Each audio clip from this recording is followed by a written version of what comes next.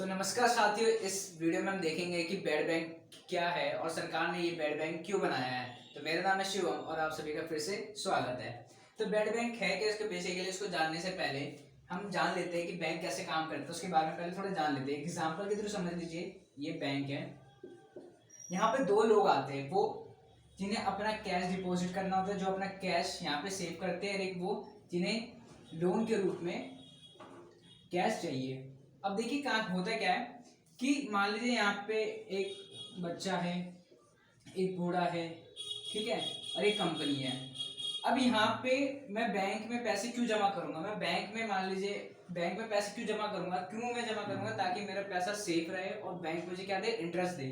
ठीक है, मान लीजिए यहाँ पे एक्स है, मिस्टर एक्स 100 रुपये जमा करते हैं बैंक में। मिस्टर एक्स 100 रुपये बैंक में जमा करते हैं इस उम्मीद में कि उसको आने वाले टाइम पे उसका जो पैसा होगा वो उसे 105 रुपये मिलेगा। मतलब 100 रुपये उन्होंने जमा किया और उसमें इंटरेस्ट कितना मिलेगा? 5 रुपये। ठीक है, अब ये बैंक के पास रख दिया, तो ये बैंक की क्या हुई? ये बैंक की क्या हुई? लाइबिलिटी। क्योंकि ये बैंक की क्या हुई? लाइबिलिटी हुई। लाइबिलिटी क्यों? क्योंकि बैंक के ऊपर एक बोझ है, कर्ज है, क्योंकि ये हमारा पैसा है, बैंक का तो पैसा नहीं है। अब बैंक को उसको 5 रुपये इंटरेस्ट देना है। अब वो 5 रुपये इंटरेस्ट कहाँ से लाएगा? तो बैंक क्या करता है, हमारे पैसे को यूज करता है और उन लोगों को पैसा देता है। जैसे मान लीजिए यहाँ पे एक फार्मर है, ठीक है, यहाँ पे एक स्टूडेंट है, यहाँ पे अलग अलग लोग हैं जिन्हें क्या चाहिए? इन्हें लोन चाहिए। तो इन्हें क्या करता है बैंक? इन्हें बोलता है कि भैया आपको लोन की जरूरत है, हमारे पास आइए, हम लोन देंगे आपको। अब मान लीजिए यहाँ पे इस फार्मर को 100 रुपये लोन चाहिए। ठीक है, एग्जाम्पल के तरीके से 100 रुपये लोन चाहिए। तो बैंक बोलेगी हम तुम्हें 100 रुपये लोन दे देंगे, बदले में आपको इंटरेस्ट के साथ हमें ये चुकाना पड़ेगा। तो ये आपको कम से कम 125 रुपये देने पड़ेंगे। कितना देने का? 125, जिसमें से 100 रुपये तो ये हमारा प्रिंसिपल अमाउंट हो गया और इसमें हमारा इंटरेस्ट हो गया 25 रुपये। अब ये इसे पैसे बैंक को दे देगा, तो बैंक के पास आ गए 125 रुपये, जिसमें से 100 रुपये ये आपके हो गए और 5 रुपये आपको पे कर देगा अलग से। तो उसके पास बैंक इस तरह कैसे कितने रुपए कमा लेगा? बैंक इस तरह 15 रुपये बैंक के पास जेब में आ जाएंगे। तो इस तरह क्या करता है? इस तरह देखो, बैंक के पास 20 रुपये आ जाएंगे। तो इस तरह क्या होता है? बैंक काम करता है। ठीक है, अब होता क्या है कि जब बैंक लोन देती है, जब बैंक किसी को लोन प्रोवाइड करवाती है, लोन देती है, जब लोन देती है और वो लोग लोन के पैसे वापस नहीं करते हैं। ठीक है, अब ऐसा तो नहीं, ये तो एग्जाम्पल थ्रू मैंने बताया 100 रुपये लोन, बैंक 100 रुपये नहीं, ऐसे तो बैंकों के करोड़ों करोड़ रुपए, 1000 करोड़ के लोन भी अटके होते हैं। ठीक है, अब मान लीजिए एक बैंक है, ठीक है, एक्स वाई जेड बैंक है। अब उस XYZ बैंक के 1000 करोड़ रुपए लोन के रूप में फंसे पड़े हैं। ठीक है, लोन के रूप में फंसे पड़े हैं, बट वो 1000 करोड़ रुपए उसे मिलते नहीं है। ठीक है, उसका टाइम निकल जाता है। तो बैंक क्या करती है? बैंक जिस बंदे ने ये लोन ले रखा है उसको दिवालिया घोषित कर देती है कि भाई अब वो बंदा पैसे देने के लिए काबिल नहीं है, उसको दिवालिया घोषित कर दिया। अभी 1000 रुपये करोड़ रुपए जो फंस रखे बैंक के, तो अब ऐसा है कि बैंक के 1000 करोड़ रुपए तो फंस गए। अब इसे कौन लेके आएगा? ठीक है, अब देखिए अगर हम लोन लेने जाते हैं ना, तो लोन क्या किसी को भी मुंह उठा के दे देते? नहीं। बैंक क्या करती है, अगर आप उसके पास लोन लेने जाते हैं तो वो कहते हैं हमारे पास अपनी कोई एसेट जमा करो। मान लीजिए आपने बोला कि भाई मेरा ये 50,000 का फोन है, ये लो मैं जमा करता हूँ और मुझे लोन दे दो। या मेरी ये बाइक है, 4 लाख की बाइक है, बाइक ले लो और मुझे लोन दे दो। तो बैंक के पास क्या होगा? बैंक के पास आपकी एसेट्स होगी। ठीक है, जिसे हम बोलते हैं, जिसे हम मतलब वो जमा करवाते हैं पूंजी, तो वो बैंक के पास होगी। अब बैंक उससे पैसे कैसे निकालेगा? बैंक ये नहीं कि सब हर किसी के पास जाएगा, नीलामी करेगा, क्या कहते हैं, हाँ ये कार ले लो, वो ले लो। तो इसके लिए क्या क्या, इसके बीच में एक बंदा रखते हैं, एक कंपनी रहती है जिसका नाम है ARC का नाम मतलब होता है full form asset reconstruction company. ठीक है, एसेट रिकंस्ट्रक्शन कंपनी। ये कंपनी क्या करती है कि जिन्होंने लोन ले रखा है, जिन्होंने लोन वापस नहीं किया बैंक को, तो उनसे क्या करते हैं? उनके एसेट्स को खरीद ले, मतलब बैंक से एसेट खरीद लेती है, उसे बैंक को पैसे दे देती है, एंड ये फिर क्या करते हैं? उन लोगों से अपने पैसे कैसे न कैसे करके वसूल करते हैं एसेट्स को बेच के। ठीक है, तो ये हो रहा था। तो अब हुआ क्या, तो बैड बैंक बनाने की जरूरत क्यों हुई बैंक को, अब इसको हम थोड़ा समझ लेते हैं।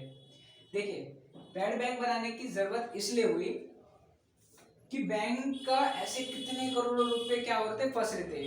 तो उससे होता क्या है, मान लीजिए एक बैंक है, ठीक है, एक बैंक है जिसके कम से कम 4,000 करोड़ रुपए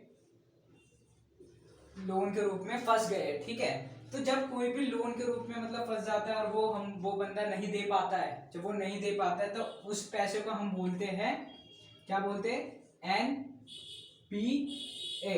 एनपीए बोलते हैं, क्या बोलते हैं, एनपीए। एनपीए का मतलब होता है नॉन परफॉर्मिंग एसेट्स, ठीक है, ये एसेट्स हमारे काम की नहीं होती, इसे हम बोलते हैं एनपीए। तो वो क्या हो जाता है, एनपीए हो जाता है, ठीक है। जब मान लीजिए कि एक बैंक है, उसका 4,000 करोड़ रुपए फंस गए, तो अब होगा क्या, बैंक की रेपुटेशन खराब हो जाती है। कैसे, जब हमें न्यूज में पता चलता है कि उसका इस बैंक का एनपीए बहुत ज्यादा बढ़ गया है, ठीक है, कि उसके बहुत ज्यादा लोन में पैसे फंस गए हैं, तो हमें डर रहता है कि कल को दिवालिया हो गया बैंक, कल को बैंक के पास पैसे नहीं होंगे, तो हमारे जो पैसे हैं वो भी डूब जाएंगे। तो हम क्या करते हैं, वहां से पैसे कॉल करते हैं अपने रिश्तेदार को, हाँ भाई तुम्हारा उस बैंक में पैसे है तो उसे निकाल लो। तो इस तरह करके वो लोग पैसे निकाल लेते हैं। इस वजह से बैंक की जो पोजीशन होती है और स्टेटस होता है वो क्या हो जाता है, पूरा डाउन हो जाता है। तो इस चीज को ना हो और गवर्नमेंट मतलब अच्छी तरीके से ये सब वर्क करे, काम करे, तो इस वजह से गवर्नमेंट ने क्या किया, बैड बैंक बनाया। बैड बैंक बेसिकली क्या है, ये दो टर्म को लेके मिली है, ठीक है, एक है एनआरसीएल और एक है आईडीआरसीएल, ठीक है। तो एनएआरसीएल का फुल फॉर्म होता है national asset reconstruction company limited. NRCL क्या करती है, अब बैंक के पास तो एसेट्स होते हैं लोगों के, जैसे मान लीजिए किसी ने लोन ले रखा, उसका एसेट्स है बैंक के पास, ठीक है। तो ये एनआरसीएल क्या करेगी, बैंक के पास जाएगी, उससे बोलेगी कि ठीक है ये एसेट तुम मुझे दे दो, तुम मुझे दे दो, पैसे ले लो तुम इससे। वो पूरे पैसे नहीं देगी, थोड़े बहुत पैसे दे देगी, 10% 20% दे देगी कि इतने पैसे तुम रख लो, तुम अपना काम चला लो ताकि तुम्हारा रेपुटेशन खराब ना हो। बाकी बाकी ये बोलेंगी क्या कहते हैं, हमें वो एसेट दे दो, उस एसेट को जब हम बेचेंगे, बेचने के बाद जो पैसा आएगा उस पैसे को हम तुम्हारे फिर दे देंगे वापस। बैंक बोलेगी ठीक है भाई कोई दिक्कत नहीं, क्योंकि इतना ज्यादा रेपुटेशन गिराने से अच्छा है कम, मतलब अगर हम अपने कस्टमर लॉस करने से अच्छा है क्या कहते हैं थोड़ा बहुत पैसा मिल जाए और जैसे ही हम अपने आप को काम चला लें। तो एनआरसीएल क्या करता है, एनआरसीएल का काम होता है कि उस एसेट्स को ये बैंक से परचेस करती है, ठीक है। ये कंपनी क्या करेगी, उसे परचेस करेगी।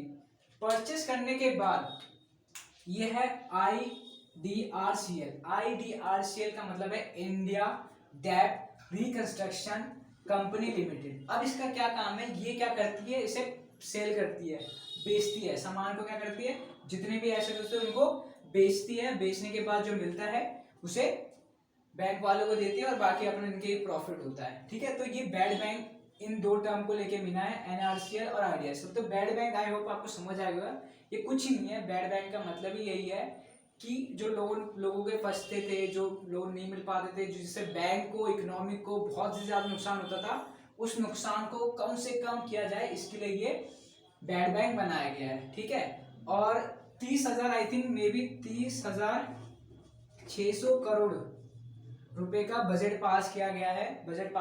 और ये बैड बैंक 2017 में ही बनाने का सोच रखा था कि 2017 में इसे कंस्ट्रक्ट कर दे, बट उस समय बन नहीं पाया, इस बार 2021 में इसको सोचा गया एंड इसे बनाया गया।